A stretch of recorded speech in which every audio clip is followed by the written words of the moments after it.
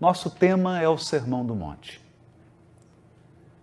Vários historiadores do cristianismo e do Novo Testamento são unânimes de que Jesus repetiu o conteúdo do Sermão do Monte várias vezes. Aliás, eles chegam a dizer que o Sermão do Monte é uma compilação, uma coletânea feita pelo apóstolo Levi, também conhecido como Mateus, São Mateus. Ele teria, ao longo dos 3 anos em que acompanhou Jesus, feito anotações das falas, dos ensinamentos, das ideias principais de Jesus.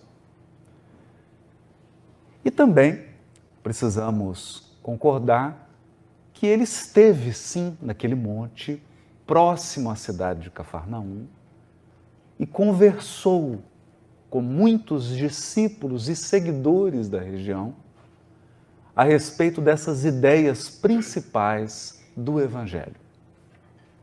Nós poderíamos fazer uma comparação dos nossos dias. Aqui nos Estados Unidos e no Brasil também é comum que durante as campanhas eleitorais os candidatos percorram o país e o território anunciando a sua plataforma de governo, suas propostas futuras, sua visão do que esperam daquele país e do que pretendem realizar.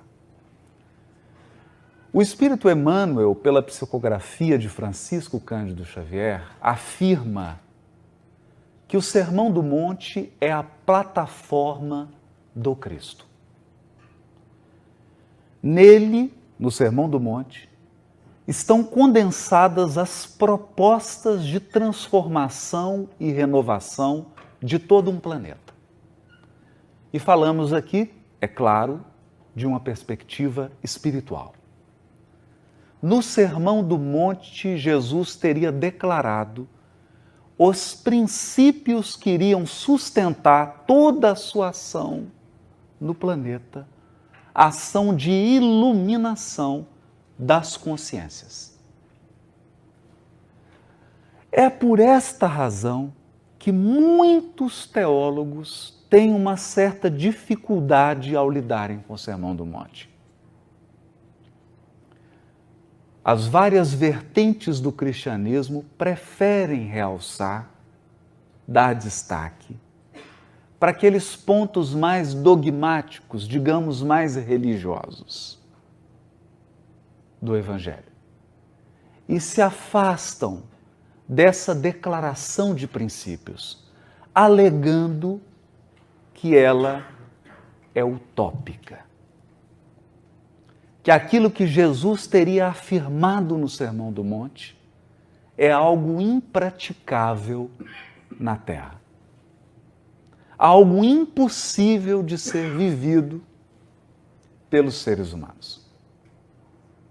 O fato é que essas declarações são tão impactantes, elas nos remetem a uma realidade tão sublime, que mesmo aqueles que não são cristãos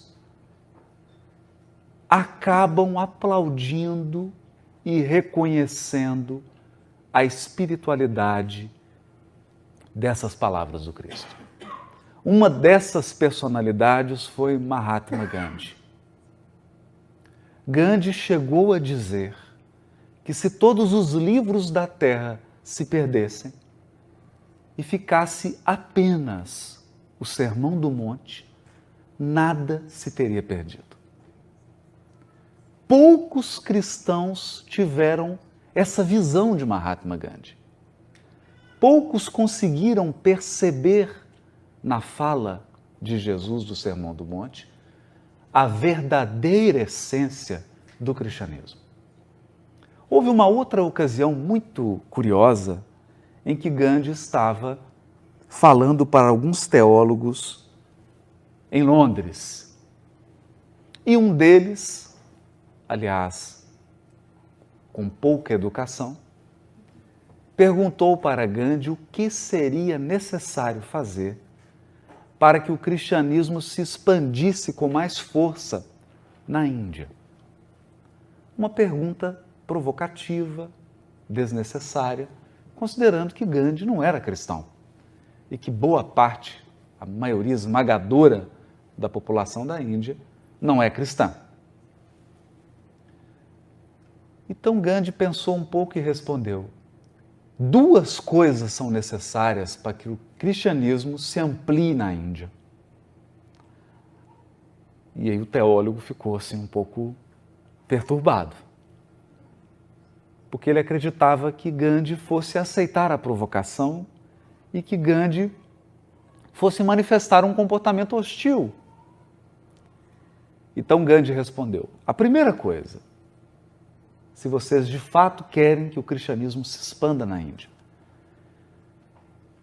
a primeira coisa é que o cristianismo deve ser ensinado sem deturpações. E a segunda delas é que os cristãos devem viver como Jesus.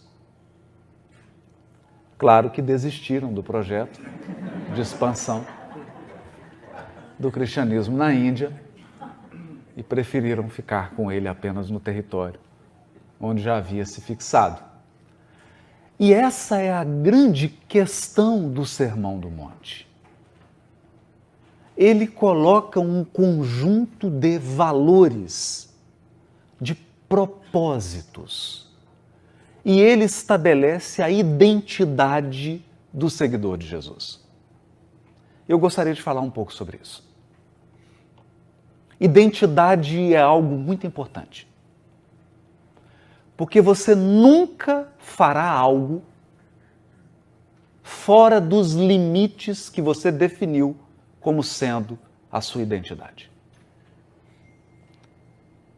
Nós agimos com base naquilo que acreditamos ser.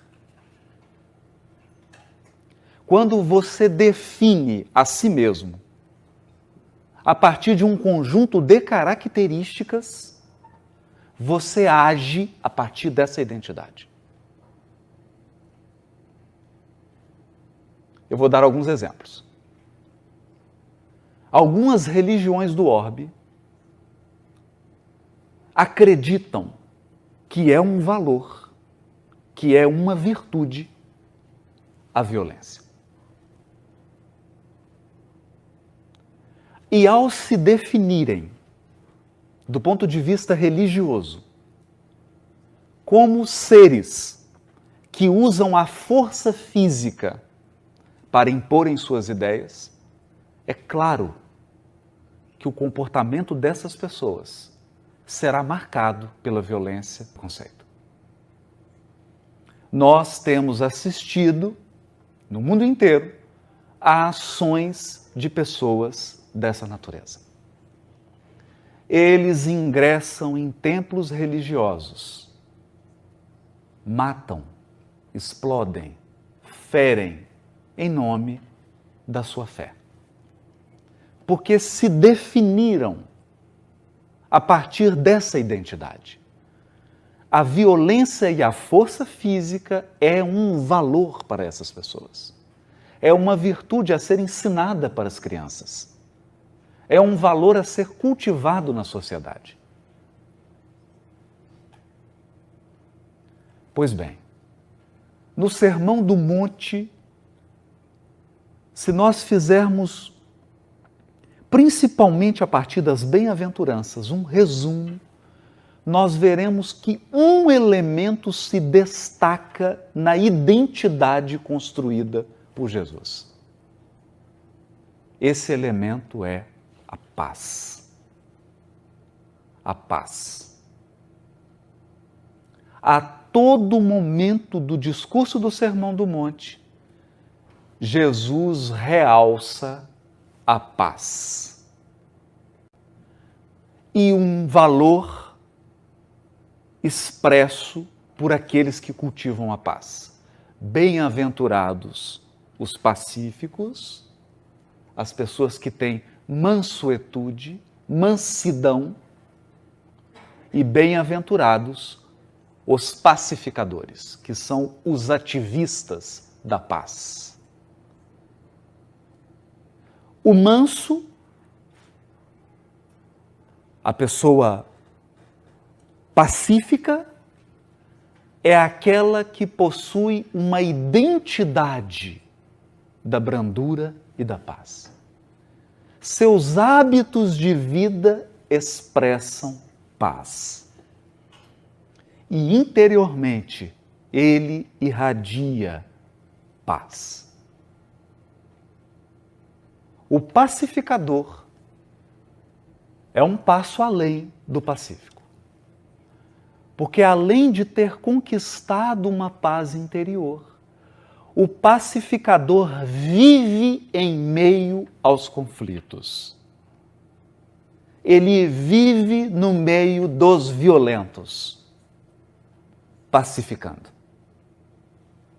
conduzindo essas pessoas ao acordo, à solução humana, humanitária e pacífica. Eles são os ativistas da paz. E o interessante é que Jesus não define no Sermão do Monte como valor, como identidade, ser cristão. Esse é um ponto importante.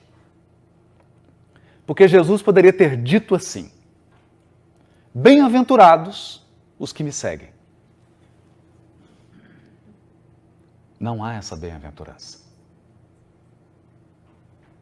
Não há. Bem-aventurados são pessoas que exibem um rol, uma lista de virtudes.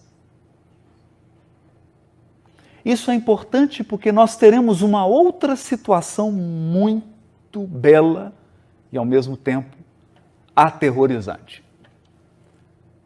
Em pleno apartheid, Mahatma Gandhi caminhava pela Índia e um soldado inglês o vê andando na calçada.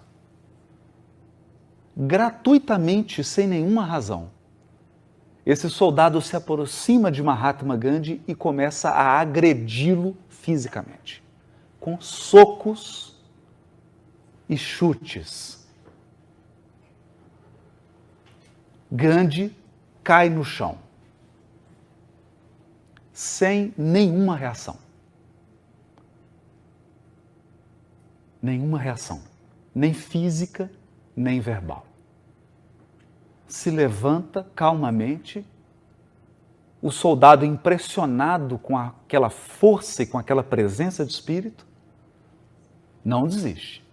Volta a agredi-lo, a dar socos em Gandhi e o derruba novamente.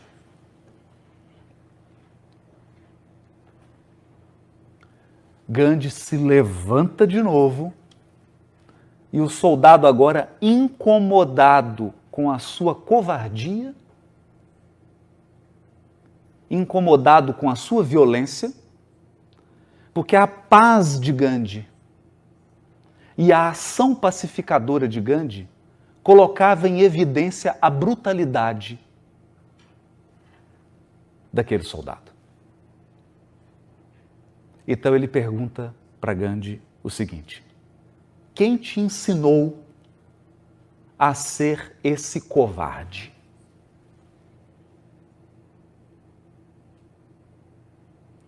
Gandhi olha para ele e aponta para uma corrente que o soldado tinha no pescoço. E diz para ele: quem me ensinou a ser assim é esse homem que está no crucifixo que você carrega no pescoço.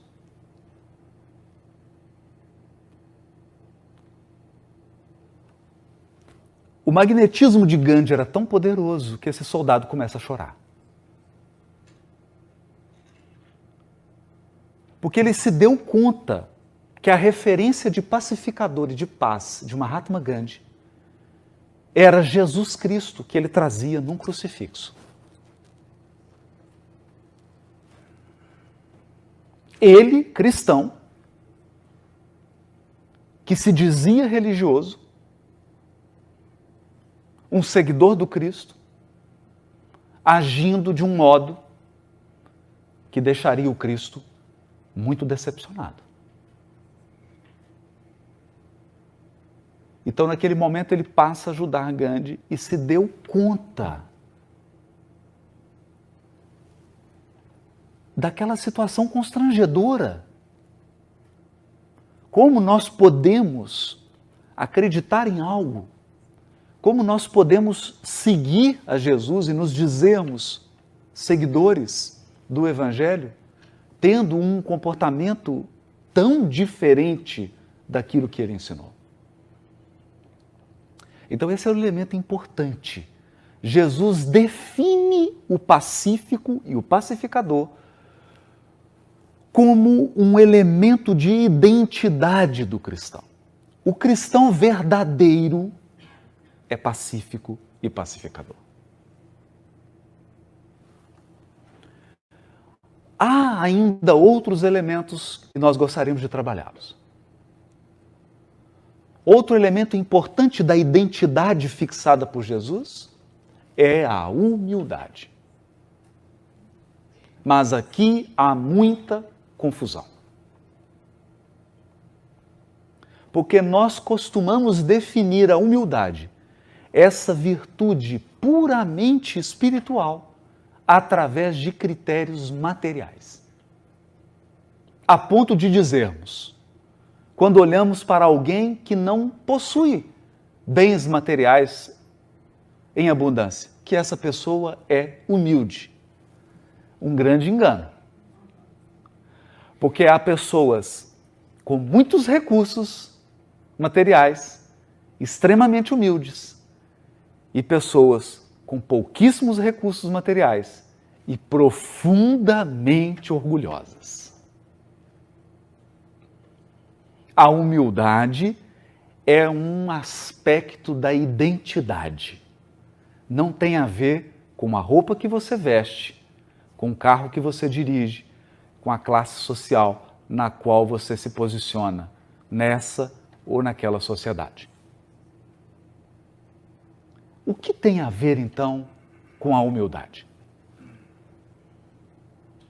Humildade tem a ver com excelência. E talvez agora todo mundo fique um pouco perplexo.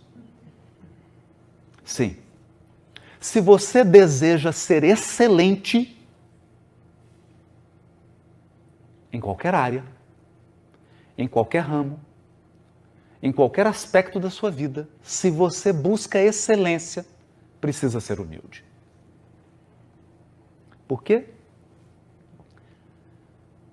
Jesus finaliza o Sermão do Monte, e já o dissemos, o Sermão do Monte é a plataforma do Cristo. Ali ele expressou o que pretende fazer com a terra e o que pretende fazer conosco. Ele finaliza dizendo: sede perfeitos, como é perfeito vosso Pai que está nos céus. Essa busca permanente pela perfeição. Uma busca sem fim pelo aprimoramento, pelo bem feito, pelo bom gosto, pela bondade, pela excelência.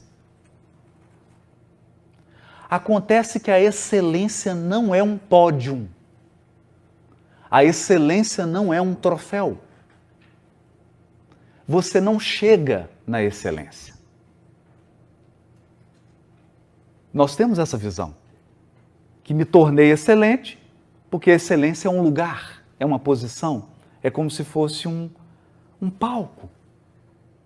Não. Excelência é um processo. E somente mantém e conserva a excelência quem é humilde. É muito simples isso. Porque quem não é humilde acha que chegou. O problema do orgulhoso não é o fato dele reconhecer que é bom. Isso é autoestima. Reconhecer que você é bom em algo, reconhecer que você tem uma habilidade, não há nenhum problema. Isso é autoestima. Isso é saudável. Se você não tem isso, é preciso procurar ajuda. Porque faz falta. Ninguém consegue realizar por tempo suficiente se não confia em si mesmo. O problema é você achar que é bom o suficiente, que não necessita mais aprimorar. Esse é um problema. Por quê? Porque você para no tempo. Para no tempo. Então você era bom na década de 50. Aí chegou a década de 70. Muitos eram bons nos anos 2000, 2005. Não são mais em 2019. E você pode ser excelente hoje em 2019. E uma tragédia em 2030. O que garante esse contínuo processo de aperfeiçoamento? A humildade. A humildade. Eu vou dar um exemplo contando uma história. Todos aqui sabem, eu espero que não seja um spoiler, que Sócrates morreu. Morreu envenenado, foi condenado a tomar um veneno, uma cicuta, sob a alegação judicial de que ele corrompia a juventude. Pode imaginar isso? Essas pessoas não tinham a mínima ideia do que aconteceria em 2019. Diziam que Sócrates corrompia a juventude. Então Sócrates chega no tribunal em Atenas e ele precisa fazer sua defesa. Nessa época, segundo a justiça ateniense, o próprio acusado tinha que fazer a sua defesa pessoal. E Sócrates começa inusitadamente a sua defesa dizendo o seguinte: me dirigi ao oráculo de Delfos. O oráculo de Delfos, falando em linguagem moderna, é procurar um grupo espírita onde tem um médium. E quando Sócrates adentrou no templo em Delfos e conversou com uma pitonisa, uma médium, quando ele entra, as médiums se levantam e dizem assim: se curvem, porque acaba de entrar no templo de Delfos o homem mais sábio do mundo. Sócrates olhou.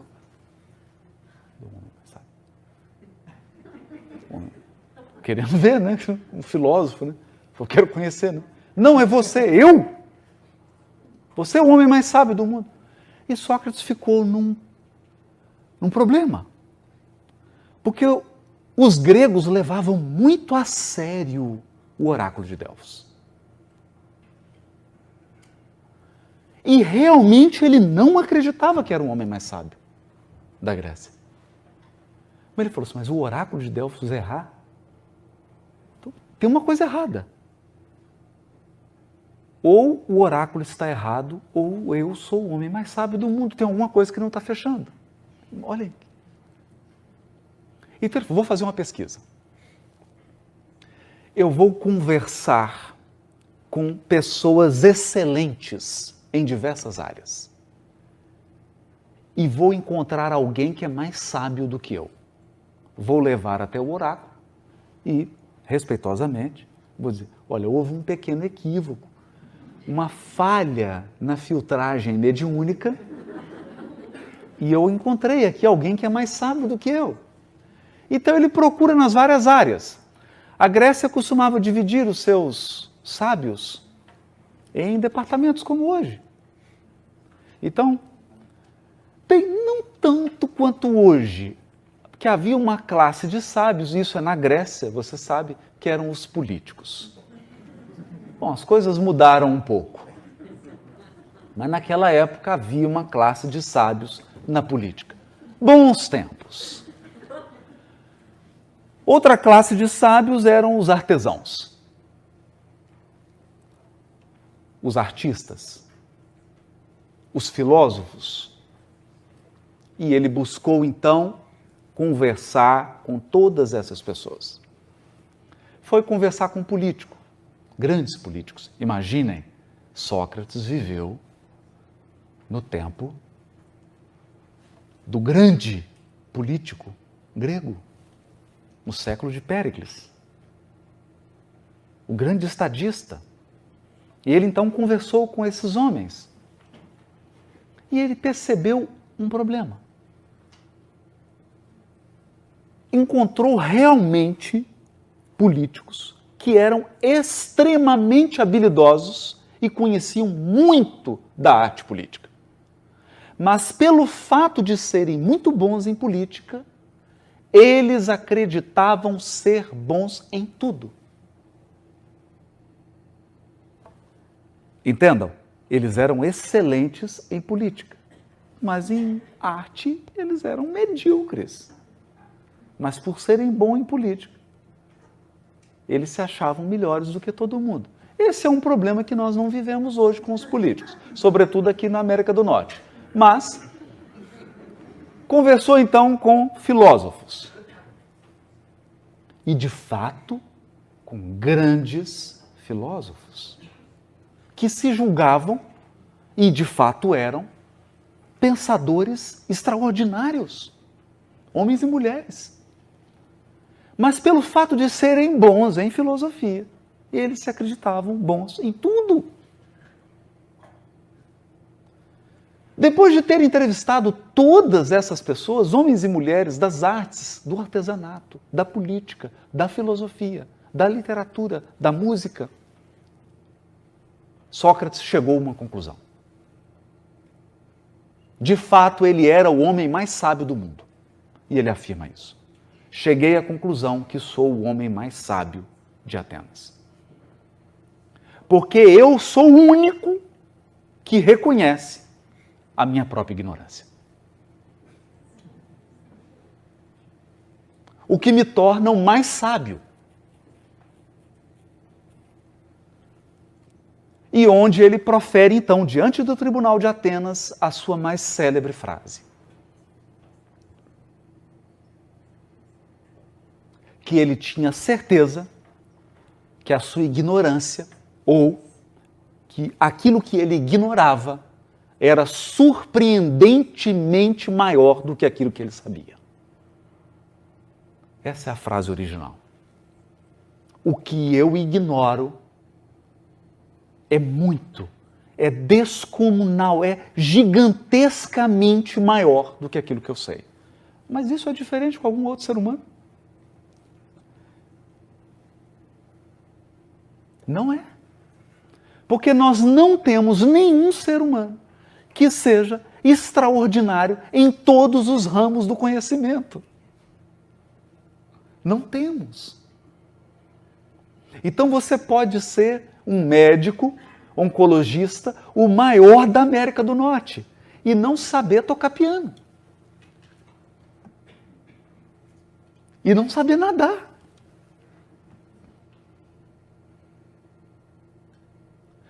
Ser um médico que lida com a morte e não saber nada de espiritualidade.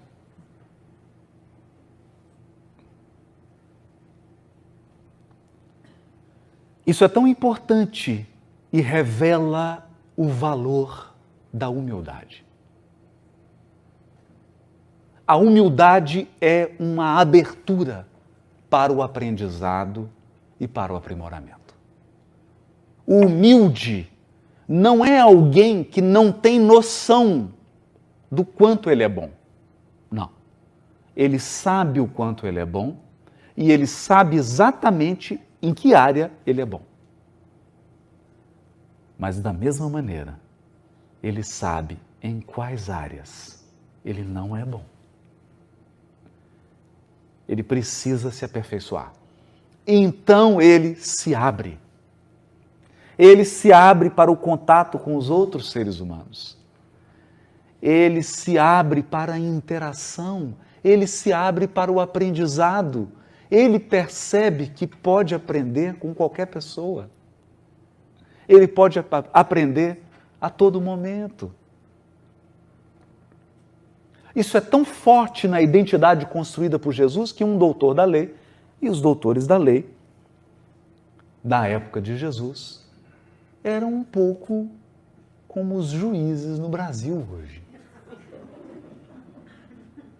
Alguns pensam que são Deus. Outros têm certeza. Então o doutor da lei chega para Jesus e diz assim: bom mestre. Jesus diz a ele: por que você me chama de bom? Bom só há um: meu Pai. Isso é humildade. Então, a primeira bem-aventurança, as bem-aventuranças começam assim, o Sermão do Monte começa assim: Jesus abriu a boca, Jesus sentou-se, subiu ao monte, sentou-se e abriu a sua boca a ensinar. Bem-aventurados os humildes. É a primeira fala. E qual é a última? Sede perfeitos, como é perfeito vosso Pai que está nos céus. Faz sentido? Faz sentido ele terminar por onde ele começou? Faz sentido entender que nós só chegamos ao aprimoramento se formos humildes? Isso faz parte da identidade do cristão. Quem não incorporou esse valor à sua identidade não vai conseguir realizar algo ensinado pelo Cristo. Por isso que identidade é importante. Jesus, então, segue nas bem-aventuranças para abordar o tema mais difícil da humanidade.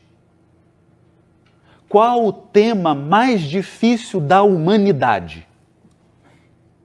A dor. A dor. Converse com um ateu, converse com um agnóstico, converse com alguém que tem uma dificuldade de lidar com questões de religião e de espiritualidade. Converse um pouco. Essa pessoa vai te ensinar muito. Ela vai te ensinar com as dúvidas que ela tem. Ah, Deus existe? Deus existe? Então, por que acabaram de morrer assassinadas agora num templo rezando quase 500 pessoas?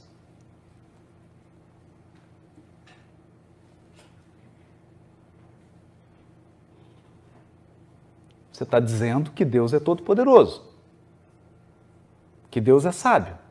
Como é que ele permite que pessoas que estão rezando morram? Deus é bom? Deus existe? Como que pode ter uma criança com 1 ano de idade com câncer terminal?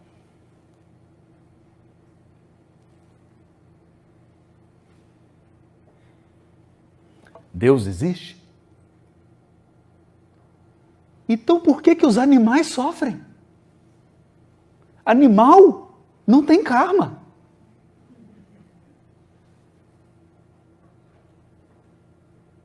Porque nos outros aqui, o espírita tem uma resposta pronta. Ah, é o karma.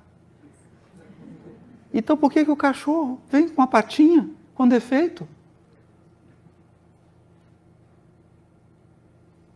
Por que o animal morre sofrendo?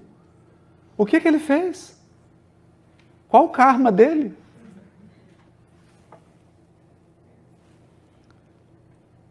Por que o gelo chega em Chicago e está aproximando? Está chegando. E mata pássaros que acabaram de construir seus ninhos. Por que a dor? Se existe Deus, por que que existe dor? Por que o sofrimento? Por que que eu perco meu filho, minha filha? Por que que a gente perde meu pai, minha mãe, um irmão, uma irmã, alguém que eu amo? Por quê?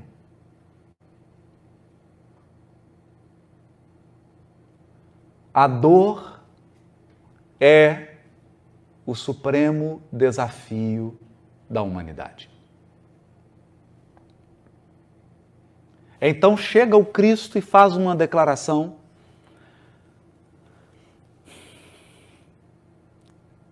difícil de ser compreendida. Bem-aventurados os que sofrem.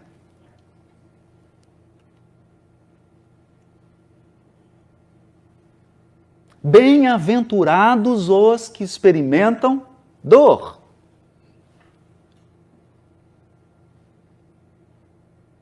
Faz sentido isso? Com essa declaração, Jesus deu um novo significado para a dor.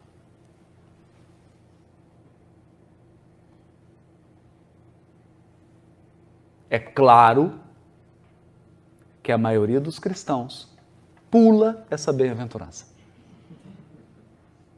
Pula. É melhor não ler.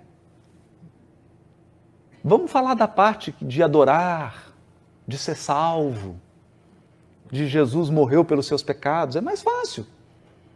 Para que falar dessa bem-aventurança?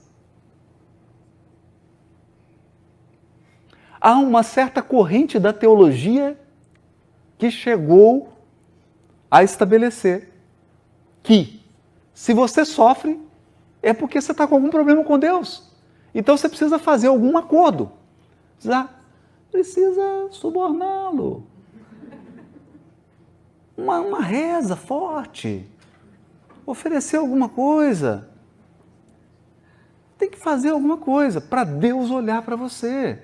Porque se Ele olhar para você, é só prosperidade. É tudo de bom para você e para sua família. O mundo, o problema do mundo. O mundo que faça seu acordo. Mas com você não vai acontecer nada. Acontece com o vizinho.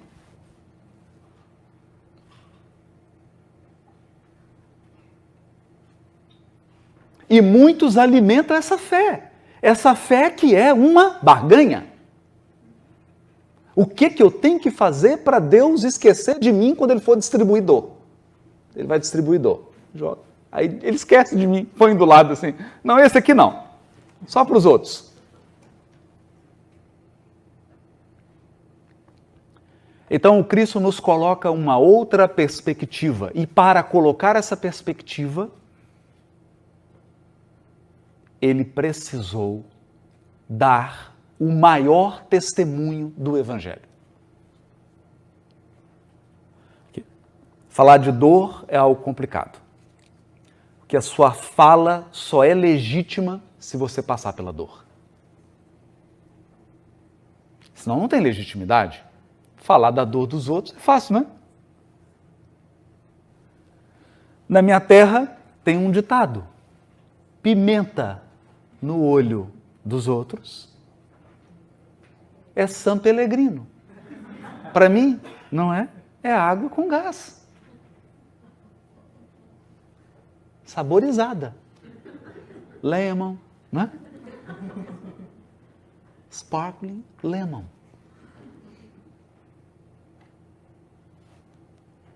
Então, ele assume a cruz.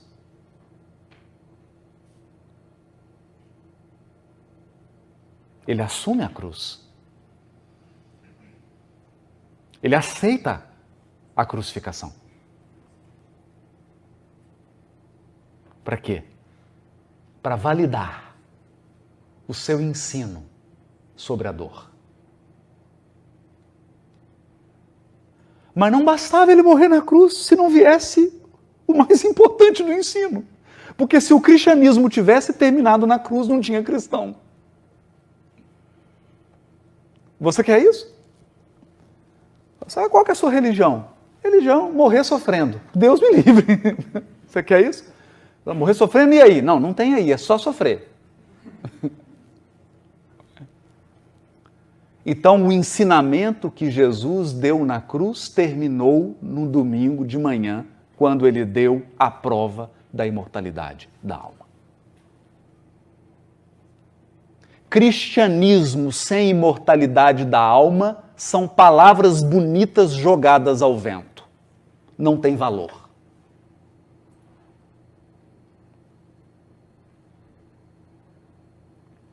Quando o Cristo aparece e demonstra que o seu espírito está vivo, ele encerra o ensinamento sobre a dor. Dizendo: não é agradável, você não vai gostar, mas a dor é uma grande professora.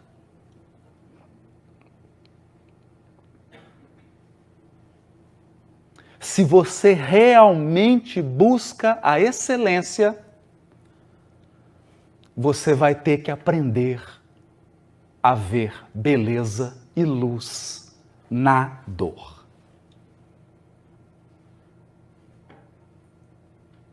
A dor torna os espíritos fortes. É por isso que não tem anjo de cristal.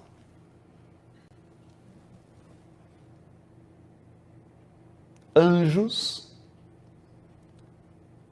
são feitos de diamante bruto. O limiar de dor de um anjo é algo que nos assusta.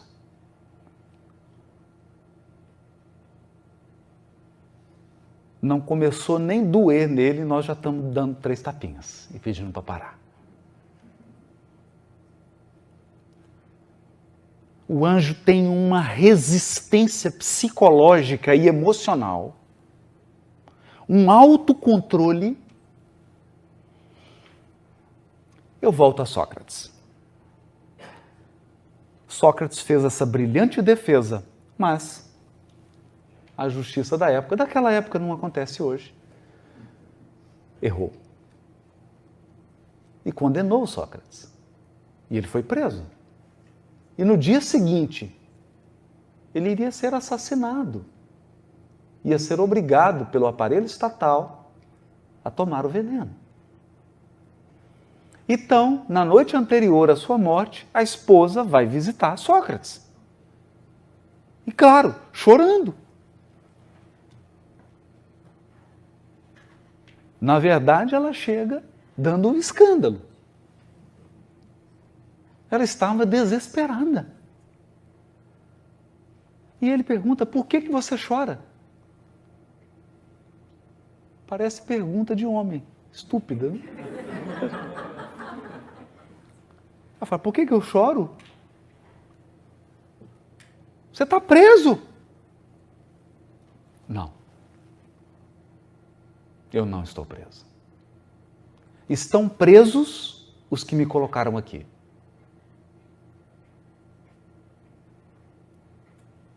Ela não entendeu muito.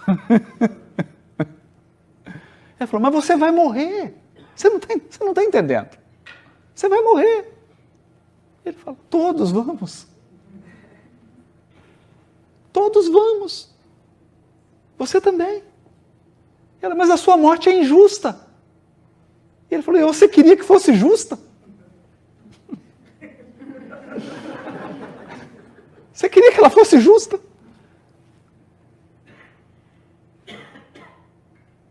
Então ali nós estávamos diante de um espírito preso injustamente, depois de ter dedicado a sua vida ao bem, é verdade, às vésperas de ser assassinado numa condenação corrupta.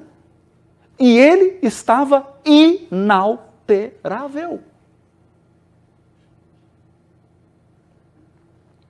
Eu não estaria assim. Imagina você preso. É amanhã, vou morrer amanhã. Não é uma sensação estranha? Ele estava no mais absoluto controle. Então nós estamos falando o quê? Quanto mais superior o espírito, maior o seu preparo para lidar com a dor. Bem-aventurados os que sofrem, porque eles serão consolados.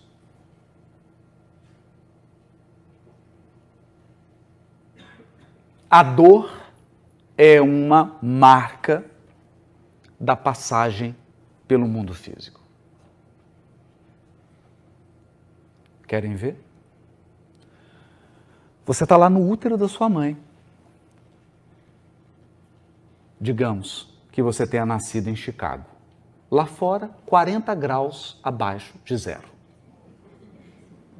Dentro, uma banheira de hidromassagem. Aguinha quente. Não precisa aplicativo para pedir comida. Ela vem sem você pedir. E o melhor, vem dieta balanceada. Nem mais, nem menos. Você está protegido. Você não precisa nem respirar. Você não faz esforço, você não mastiga, não escova dente. De repente, uma mulher ou um homem que estudaram muitos anos para fazer isso, te tira lá de dentro, corta o cordão umbilical, enfia a mão na sua boca e você percebe que está em Chicago no inverno e que vai experimentar muitos invernos em Chicago. Tem que respirar. E a partir de agora, ter fome é sentir dor. E você terá que comer.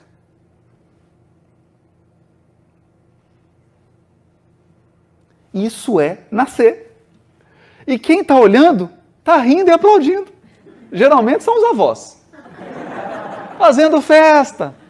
Você lá morrendo de frio, com fome, sentindo umas sensações muito estranhas e todo mundo rindo.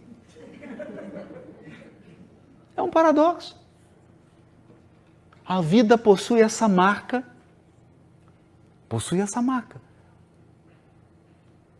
Então, se nós estamos falando sobre excelência espiritual, nós estamos falando sobre dor. Porque é muito bonito você olhar para o Bolt, campeão dos 100 metros, e olhar para as marcas dele. Eu olhava na Olimpíada, a gente ficava no cronômetro, né? Ele vai bater, ele vai, não tem.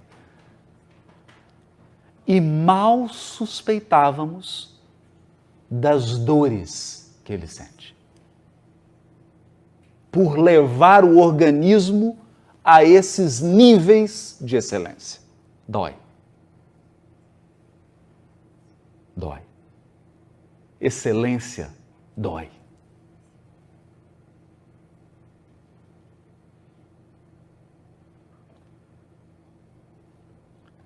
Então ali nós construímos uma nova visão sobre o aprimoramento e a evolução espiritual. A dor traz luz para dentro do coração de quem sente a dor.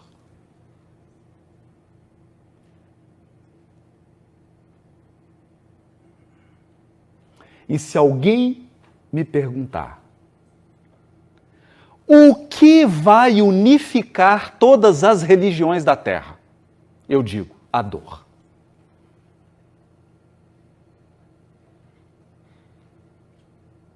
A dor. Perder um filho para um judeu, para um árabe, para um muçulmano, para um católico, para um evangélico, para um espírita, para um budista, para um taoísta, é a mesma coisa. A dor é a mesma. Essa mensagem está no Evangelho segundo o Espiritismo. A dor nos torna iguais. Iguais. Se você já teve cálculo renal ou infecção intestinal, você está me entendendo.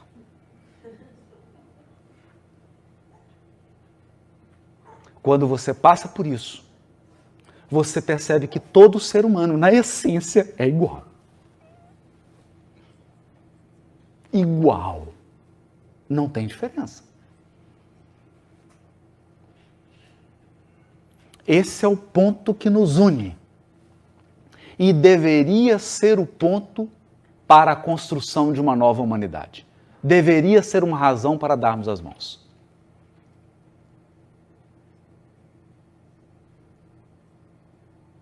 É muito comum, às vezes, nós nos depararmos com certas perguntas. Mas como é que eu faço para divulgar o Espiritismo na América do Norte? Fala da dor. É por isso que o Espiritismo chama Consolador Prometido. Você acha por que chama Consolador Prometido? Fala da dor.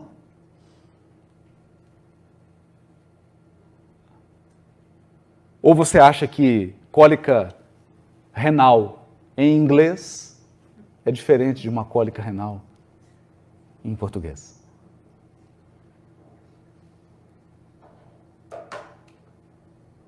Não é? É a mesma dor. A dor é a mesma. Em qualquer latitude e em qualquer longitude, a dor é a mesma.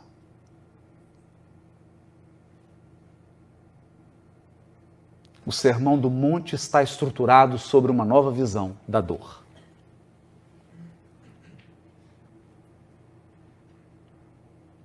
Está estruturado sobre uma nova visão sobre paz, em que o pacífico é o forte. Nós caminhamos para uma nova humanidade. Uma nova humanidade.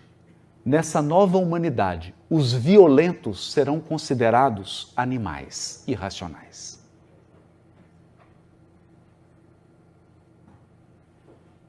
As pessoas violentas terão ONGs para tratar delas. Uma ONG protetora dos animais. Porque violência é brutalidade. Violência é animalidade. Não é humanidade. A nova humanidade será feita de seres brandos, respeitosos, pacíficos e pacificadores. Aqui, nos Estados Unidos, especificamente em Manhattan, nasceu um novo sistema jurídico chamado multiportas. Um jurista norte-americano entendeu que a justiça não deveria ter apenas uma porta. O que ele dizia com isso? Até 20 anos atrás, para entrar na justiça, você tinha que brigar com alguém. Processar alguém. O processo é uma briga civilizada. Bom, quem não entendeu, depois pergunta para alguém que já divorciou. O processo é uma briga civilizada. Você contrata um profissional para brigar com você. Às vezes, as partes fazem as pazes e os advogados continuam brigando. Não é? Então era um litígio, era a única porta. Você tinha que arrumar uma encrenca com alguém. Um processo. Ou um injury, né? Uma injúria. Tinha que ter um problema. E esse jurista norte-americano percebeu então que a justiça deveria ter outras portas. E se eu quisesse procurar a justiça para pacificar? Por que porta que eu entraria? E se você dissesse assim, eu tenho um problema com ele ou com ela, mas nós queremos resolver. O que eu faço? Ah, não é na justiça, procura outro lugar, vai num grupo espírita. Procura um oráculo, porque aqui na justiça são pessoas que estejam brigando. Então a justiça não tinha portas para acolher quem queria resolver o problema. Nasceu então a mediação. O pessoal de Wall Street é rápido em encontrar soluções. Então, a primeira solução foi econômica, mediação. Porque perceberam que brigar gasta muito dinheiro, dá prejuízo e não raro leva à falência. E encontraram uma maneira de pacificar, economizando. Economizando. E foi bom, porque abriram uma nova porta da justiça, a porta da mediação. Uma empresa tinha um conflito com a outra, falou, não vamos mexer com juiz, não vamos mexer com justiça, porque lá é só briga. Procuravam uma câmara de mediação, contratavam um especialista, pagavam o especialista, respeitado por ambas as partes, dava o seu parecer, o caso aqui é esse. E eles chegavam num acordo, resolviam e não tinham mais prejuízo. Esse sistema se ampliou e começou a haver mediação e conciliação entre partes. Hoje, nos Estados Unidos, e principalmente depois do prefeito de Nova York, ter diminuído os níveis de violência em Manhattan a parâmetros que chamou a atenção internacional, e hoje também no Brasil, a justiça tem várias portas. E acreditem, a porta da luta e do conflito está sendo cada vez mais desestimulada. Eu vou resumir, não é mais chique brigar. Não é cool. Cool é conciliar. Então, o casal chega e fala, nós vamos divorciar, mas a gente quer divorciar cool. Cool. Ah, então ótimo. Aí faz um acordo ali, resolve, faz os termos, saem, vão na Starbucks, tomam um double espresso, divorciam, tranquilo, acabou. E as pessoas são estimuladas à pacificação. Pacificação, porque os seres do mundo de regeneração são seres pacíficos e pacificadores. Eu não estou dizendo que eles não vivem conflitos. Quem não tem mais conflito é anjo. É espírito puro.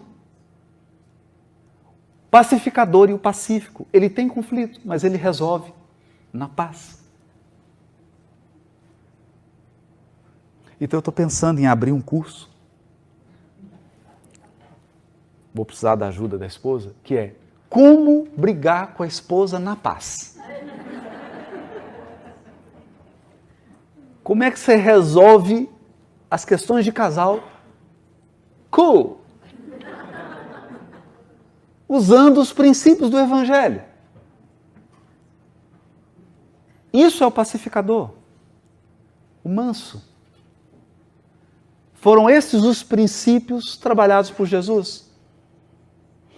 E ele termina as bem-aventuranças com bem-aventurados, os que têm fome e sede. Aí você fala, fome e sede? Fome eu estou. Daqui a pouco estarei com fome. E sede. Mas fome e sede de justiça.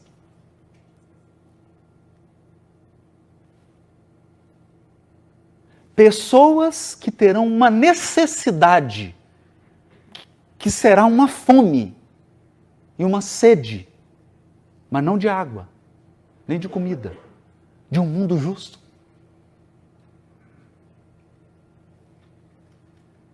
De um mundo justo.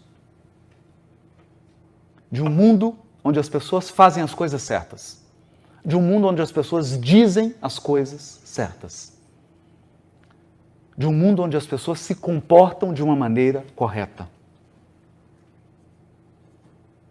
E encerra as bem-aventuranças e depois ele comenta.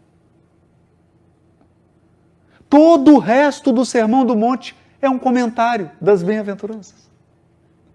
Sinto muito, não posso ajudar. Viu? Então,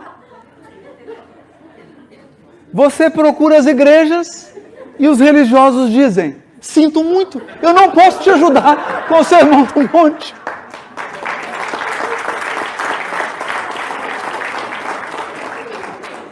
Porque as igrejas estão preparadas para te ensinar a orar, fazer uma barganha com Deus, te ensinar algum tipo de ritual, alguma regra que você tem que seguir, algum grupo que você tem que pertencer para você ir para o céu. Mas os templos religiosos não estão preparados para ensinar as pessoas a viver o Sermão da Montanha.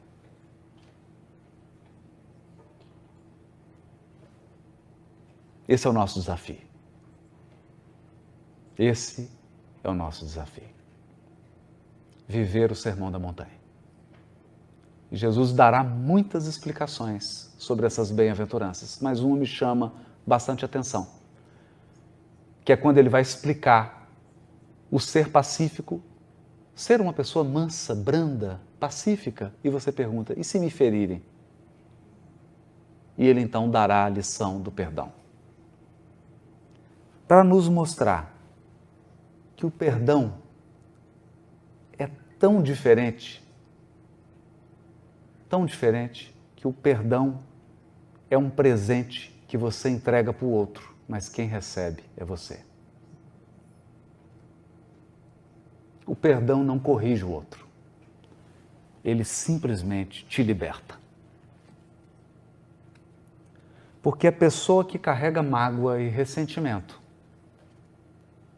a mágoa e o ressentimento tira de você aquilo que a ofensa não conseguiu levar.